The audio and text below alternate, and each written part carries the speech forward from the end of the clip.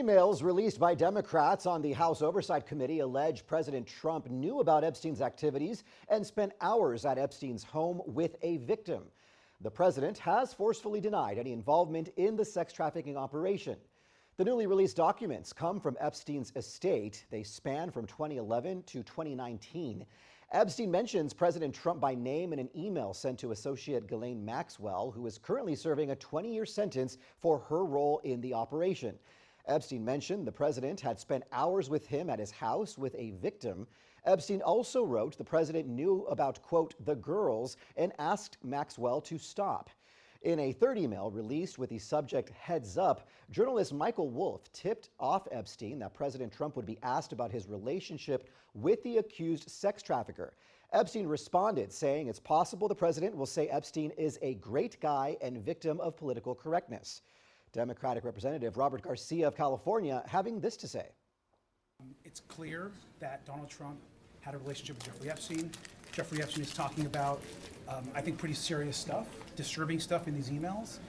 And I think it once again asks the question is why won't Donald Trump fulfill his campaign promise and release all the files?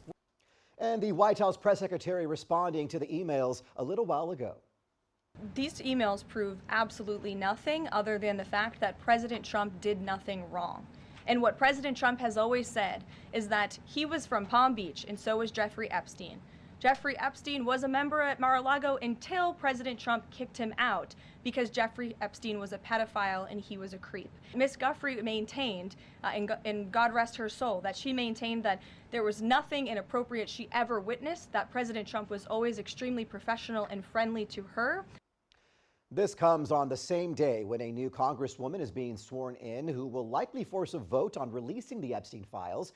Adelita Grijalva was elected to represent Arizona's 7th congressional district back in September, but Speaker Mike Johnson delayed swearing her in, citing the government shutdown. She's being sworn in today and could be the final signature on a petition to bring a vote to release the files, which would put every member of the House on the record. And multiple news outlets are reporting that top administration officials met today with Republican Representative Lauren Boebert in an effort to convince her to remove her name from the petition. No word whether she will. Robert Guadarrama, Spectrum News.